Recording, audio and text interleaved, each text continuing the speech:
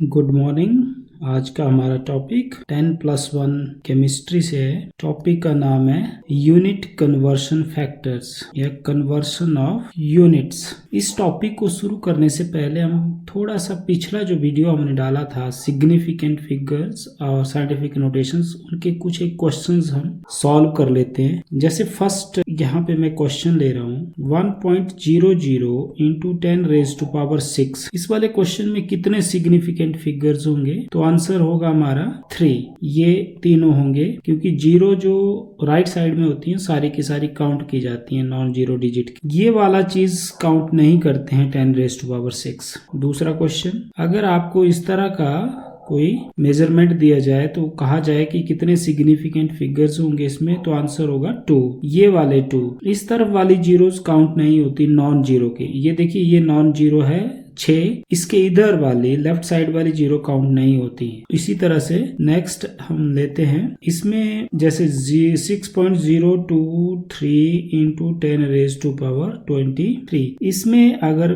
कहा जाए कि कितने सिग्निफिकेंट फिगर्स हैं इसमें, या इसको 3 सिग्निफिकेंट फिगर्स तक एक्सप्रेस करके बताओ, तो पहले तो मैं बता दूं आपको कि इसमें 4 सिग्निफिकेंट फिगर्स है। ये चारों के चारों 6 and 0 and 2 and 3, और इसको कहा जाए कि 3 सिग्निफिकेंट फिगर्स तक इसको एक्सप्रेस करो, तो इसका आंसर होगा 6.02 इंटू 10⁻23। 3 को हम यहाँ पे ड्रॉप कर देंगे। 5 से अधिक अगर ड्रॉप करने वाला डिजिट हो, पिछला अंक इंक्रीज हो जाता है, अदरवाइज वही रहता है। तो इस तरह से ये थोड़ा सा सिग्निफिकेंट फिगर्स के ऊपर हमारा रिवीजन हो गया, रिकैप्चुलेट हो गया पिछले वीडियो का। अगला हम साइंटिफिक नोटेशन में लेते हैं। जैसे क्वेश्चन आपको आ रहा है 0.050, इसको साइंटिफिक नोटेशन में बदलो, तो आपने क्या करना है, डेसिमल को फर्स्ट नॉन जीरो डिजिट के बाद लगाना है। तो ये डेसिमल चला गया यहाँ पे 5.0 हो गया ये, इनटू फिर 10 लिखना, और पावर में कितना ले जाना आपने, जितना आपने डेसिमल को शिफ्ट किया। 1 और 2 डिजिट के बाद आपने डेसिमल को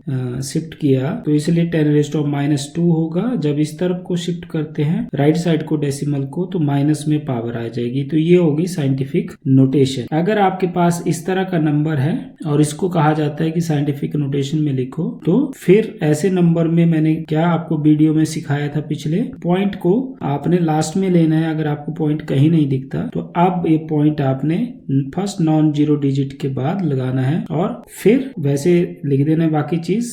लेफ्ट साइड को यहाँ पे शिफ्ट हुआ तो यहाँ पे 1 2, तो 2 डिजिट शिफ्ट हुआ तो इसलिए 2 पावर आ जाएगी। तो ये हो गई साइंटिफिक नोटेशन। एक और चीज क्लियर कर दें कि साइंस में जो भी न्यूमेरिकल्स होते हैं, जो भी आप मैथमेटिकल प्रॉब्लम सॉल्व करते हैं, जब आंसर निकाला जाता है तो ज्यादातर वो आंसर साइंटिफिक नोटेशन में ही लिखा जाता है। अगर आपको साइंटिफिक नोटेशन लिखना नहीं आएगा तो आपके आंसर्स मैच नहीं करेंगे और आप परेशान हो जाएंगे। इसलिए साइंटिफिक नोटेशन बहुत जरूरी है सीखना। तो ये था थोड़ा सा रिकैप्चुलेशन पिछले वीडियो का। होप है कि आपको थोड़ा सा और अंडरस्टैंडिंग इसमें आई होगी। अब नेक्स्ट हम आज का जो टॉपिक है हमारा यूनिट कन्वर्शन फैक्टर्स या कन्वर्शन ऑफ यूनिट्स, तो उसको हम लेके चलते हैं। तो जो आपके पास बेसिक यूनिट्स हैं या अदर यूनिट्स हैं, एक यूनिट को दूसरे यूनिट में कन्वर्ट करने के लिए हमें कुछ इंपॉर्टेंट रिलेशंस यूनिट्स के बीच में याद करने होते हैं, और उन रिलेशंस को जब हम माइंड में रखेंगे तभी हम इस यूनिट कन्वर्शन फैक्टर्स को इजीली अंडरस्टैंड कर सकते हैं या समझ सकते हैं। जब भी हम वन यूनिट को दूसरे यूनिट में कन्वर्ट करते हैं कैलकुलेशन करती बार, मैथमेटिक्स में आपने देखा होगा कोई चीज मीटर में दी है, सेंटीमीटर में कन्वर्ट करना है, सेंटीमीटर में दिया है, मीटर में कन्वर्ट करना है, तो उसको फैक्टर लेवल मेथड बोलते हैं। ऐसा जब हम करते हैं, क्या क्या बोलते हैं इसको, फैक्टर लेवल मेथड और यूनिट फैक्टर मेथड और डायमेंशनल एनालिसिस। फिजिक्स के फर्स्ट यूनिट में भी आपने ये चीजें डिस्कस की हुई हैं, ये आप कर रहे होंगे आजकल। डायमेंशनल एनालिसिस मतलब एक यूनिट को जब दूसरे यूनिट में हम कन्वर्ट करते हैं। इसमें जैसे हम एग्जांपल लेते हैं, आप एग्जांपल से ही ज्यादा समझ पाएंगे इसको, कि सपोज करो हमारे पास एक क्वेश्चन है कि 55 5.6 मीटर है, लेंथ का यूनिट है ये। कन्वर्ट इट इनटू सेंटीमीटर्स, आप इसको सेंटीमीटर्स में कन्वर्ट करो। इसके लिए हमें जो रिलेशन पता होना चाहिए वो रिलेशन मीटर एंड सेंटीमीटर के बीच में पता होना चाहिए। वो रिलेशन क्या होता है हम जानते हैं ये, तो हम लिखेंगे we know that 1 metre is equal to 100 centimetre. कितना होता है 100 सेंटीमीटर, ये आप जानते हैं, तो कोई प्रॉब्लम नहीं है, ये आप जानते हैं। अब क्योंकि इस 55.6 मीटर को सेंटीमीटर में कन्वर्ट करना है, तो ये रिलेशन हमें माइंड में याद रखना होता है, ये हमें पता होता है। इसलिए यहाँ पे हम क्या लगाएंगे, यूनिट कन्वर्शन फैक्टर। यहाँ पे इस रिलेशन से ही हम उसको बनाएंगे। तो यूनिट कन्वर्शन फैक्टर यहाँ पे क्या होगा, 1 metre divided by 100 centimetre. Means आपने क्या करना है, राइट साइड को लेफ्ट के नीचे ले जाना है या लेफ्ट साइड को राइट के नीचे ले जाना है। मतलब आपने एक फैक्टर बना देना है, इसको यूनिट कन्वर्शन फैक्टर बोलते हैं। और इस यूनिट कन्वर्शन फैक्टर को आपने क्या करना है, इस तरह से ऊपर अप्लाई करना है क्वेश्चन में कि जो यूनिट आपको नहीं चाहिए वो कैंसिल हो जाए और जो आपको यूनिट चाहिए वो एज इट इज बच जाए यहाँ पे। तो कैसे अप्लाई करना है आपने देखो, क्वेश्चन जिसको कन्वर्ट करने के लिए बोला है उसको एज इट इज लिख देना है। 55.6 मीटर इज इक्वल टू, देखो ध्यान से, ये बहुत इंपॉर्टेंट है, हर जगह यूज होगा, हर तरह के कन्वर्शन में यूज होगा। जो क्वेश्चन है वो एज इट इज लिखना है, फिर दोबारा लिखना है उसको 55.6 मीटर इक्वल टू करने के बाद दोबारा लिखना है। फिर आपने यूनिट कन्वर्शन फैक्टर लगाना है, ये ऊपर वाला यूनिट कन्वर्शन फैक्टर जब आपने लगाना है तो मैंने क्या कहा, इस तरह से अप्लाई करना है इसको कि जो यूनिट आपने कन्वर्ट करना है वो कैंसिल हो जाए। तो यहाँ पे मीटर हमने सेंटीमीटर में कन्वर्ट करना है, तो हमने इस फैक्टर को, ये जो मैंने ऊपर लिखा, इसको ऐसे अप्लाई करना है कि मीटर जो है वो डिनोमिनेटर में आए, उल्टा अप्लाई करना है। तो ऊपर क्या हो जाएगा 100 सेंटीमीटर डिवाइडेड बाई 1 मीटर। तो इस तरह से अप्लाई करना है। देखो इससे क्या हुआ, मीटर से मीटर कैंसिल हो गया यहाँ पे और सेंटीमीटर रह गया जो हमें चाहिए, बाकी ये वैल्यू रहेगी 55.6 इंटू 100 सेंटीमीटर। हम इसको डायरेक्ट भी कर सकते थे क्वेश्चन को, लेकिन हमने अंडरस्टैंड करना है ना फाइक्टर्स कैसे अप्लाई करते हैं। तो अब इसको आप जब सॉल्व करेंगे तो सॉल्व करके जो भी आंसर यहाँ पे होगा आप फाइंड आउट कर लें। तो इसको इजीली हम सॉल्व कर सकते हैं। डेसिमल को कन्वर्ट कर दो इंटू 100 सेंटीमीटर, तो 10 से 100 यहाँ पे 10 से डिवाइड हो गया तो 10 आ गया। तो कितना आंसर आ गया इसका, ये आंसर आ गया सेंटीमीटर। अब देखो अगर हम इसको साइंटिफिक नोटेशन में बदलना चाहें जो हमने पीछे सीखा है अभी, तो हम क्या करेंगे, यहाँ पे डेसिमल तो दिख नहीं रहा तो डेसिमल लास्ट में ले लेंगे और डेसिमल ऐसे हमने 1 नॉन जीरो डिजिट के बाद उसको लिख देना है। और कितना शिफ्ट हुआ यहाँ पे 3 digit into 10 raise to power हमने कितना ले जाना है 3, पॉजिटिव में होगा यहाँ पे क्योंकि डिस्प्लेसमेंट डेसिमल की जो है लेफ्ट साइड में हुई सेंटीमीटर। तो ये देखिए जो हम मुख्य जुबानी काम कर सकते थे, मतलब ऐसे ही जिसको हम पता है कि 1 मीटर 100 सेंटीमीटर होता है, उसको जब हमने मैथमेटिकल फॉर्म में लिखना यहाँ पे चाहा तो कितना लंबा हो गया। देखो मतलब लिख के सॉल्व करने के लिए तो एक सिस्टम होता है, अगर आप उसको यूज नहीं करेंगे, अडॉप्ट नहीं करेंगे सिस्टम को, तो फिर आपको कई जगह परेशानी होगी।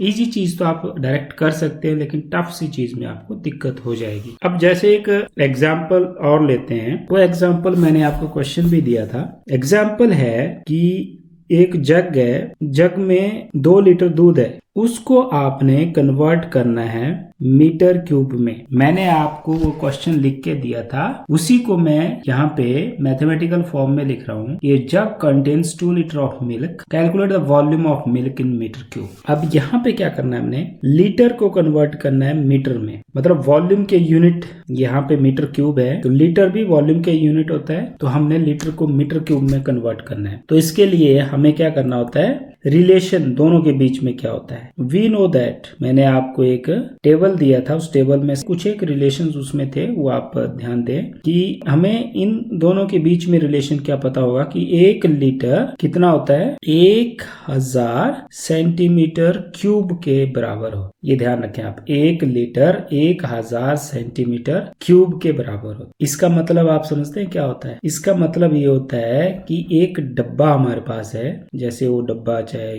क्यूब के फॉर्म में है इस तरह का। इसकी जो लंबाई है वो भी 10 सेंटीमीटर है, चौड़ाई भी 10 सेंटीमीटर है और ऊंचाई भी 10 सेंटीमीटर है। ये इंजीनियर बन रहे हैं आप देख लो कि 10 सेंटीमीटर लंबा, 10 सेंटीमीटर चौड़ा, 10 सेंटीमीटर ऊंचा अगर एक हम डब्बा तैयार करते हैं इस डायमेंशंस का, तो ये 1 लीटर इसमें कोई भी लिक्विड आएगा। तो ये रिलेशन है 1 litre is equal to 1000 centimetre cube. अब यहाँ पे हमें सेंटीमीटर नहीं चाहिए रिलेशन में, हमें तो मीटर चाहिए, तो हम इसको मीटर में कन्वर्ट कर सकते हैं। तो उसके लिए क्या करना पड़ेगा, हमें एक और रिलेशन यहाँ पे याद करना पड़ेगा। तो पहले इसके लिए यूनिट कन्वर्शन फैक्टर लगा देते हैं हम, तो वो हो जाएगा 1000 centimetre cube divided by 1 litre. तो ये एक यूनिट कन्वर्शन फैक्टर हो गया इस रिलेशन से। अगला रिलेशन हमें क्योंकि मीटर में चाहिए, तो 1 metre is equal to 100 centimetre, ये पीछे भी किया हमने। तो यहाँ पे भी यूनिट कन्वर्शन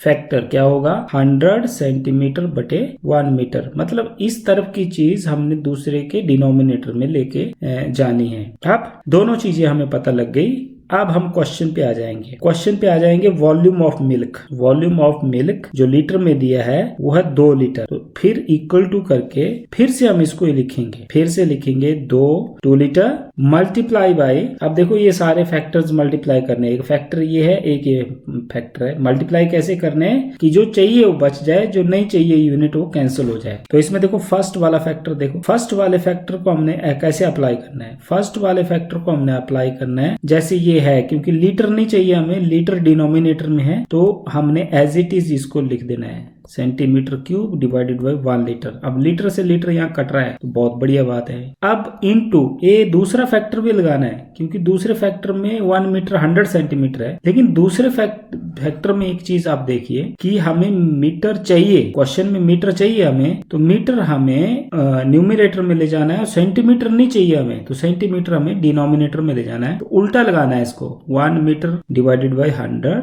सेंटीमीटर। एक और चीज, यहाँ पे मीटर क्यूब है, डिफरेंट कलर से दिखाते हैं आपको। यहाँ पे देखो क्यूब है और यहाँ पे सिर्फ सेंटीमीटर ही है, इसलिए हम क्या करेंगे, ये जो दूसरा फैक्टर लगाएंगे उस दूसरे फैक्टर में हम क्यूब कर देंगे इसका। 3 से हमने 3 टाइम इसको मल्टीप्लाई करना है, तभी सेंटीमीटर से सेंटीमीटर कैंसिल हो पाएगा। तो लीटर से लीटर कैंसिल हो गया, सेंटीमीटर से सेंटीमीटर कैंसिल हो गया, क्यूब में कैंसिल हुआ ये, और मीटर का भी यहाँ क्यूब हो जाएगा और 100 का भी। तो देखो सॉल्व करते हैं इसको। तो जब इसको अब सॉल्व करेंगे तो इक्वल टू 2 आ गया, लीटर से लीटर तो गया, इंटू 1000 ये वाला, इंटू मीटर क्यूब, तो मीटर क्यूब हो गया, 1 कप क्यूब तो 1 ही होता है, डिवाइडेड बाई 100 इंटू 100 क्योंकि 3 पावर है ना, तो 3 बार होगा, तो 2 जीरो यहाँ कट गई, ये देखो इस तरह से, 1 जीरो और बची थी वो भी कट गई। अब क्या आ गया, इक्वल टू, गलती नहीं होती ऐसे अगर आप काम करेंगे, तो इक्वल टू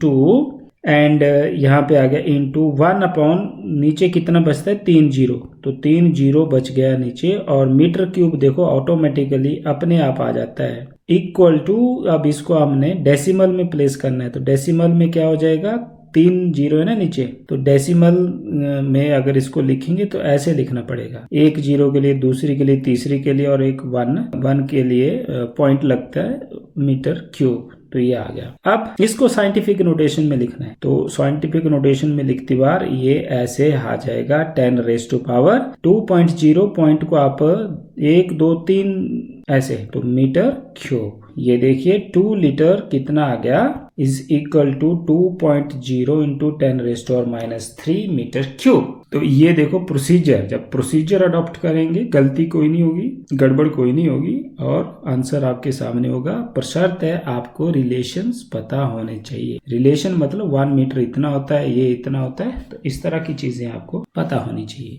एक और कन्वर्शन हमने आपको दिया था, वो भी आपने नहीं किया है, कन्वर्शन है 1 millimetre is equal to 1 millimetre is equal to how much metres. कितना इजी सा कन्वर्शन था ये। तो इसके लिए आपको कुछ एक प्रीफिक्सेस और मल्टीपल्स होते हैं केमिस्ट्री में, फिजिक्स में, उनको याद करना पड़ेगा। जैसे आप ये फोन आप आजकल यूज कर रहे हैं, तो आप उसमें आपको डाटा मिलता है, 1 GB का डाटा है, मेरे फोन की मेमोरी इतने GB है, इसकी रैम इतने GB है। तो इसमें जैसे G का मतलब गीगा है, G का मतलब गीगा है। इसी तरह से 1 मिलीमीटर, तो उसमें मिली की वैल्यू आपको पता होनी चाहिए। जैसे 1 सेंटीमीटर तो सेंटी का पता होना चाहिए, 1 डेसीमीटर तो डेसी का पता होना चाहिए। तो इस तरह से गीगा की वैल्यू होती है 12, और मिली की वैल्यू होती है 10⁻⁻3, सेंटी की वैल्यू होती है 10⁻⁻2 और डेसी की वैल्यू होती है 10⁻⁻1।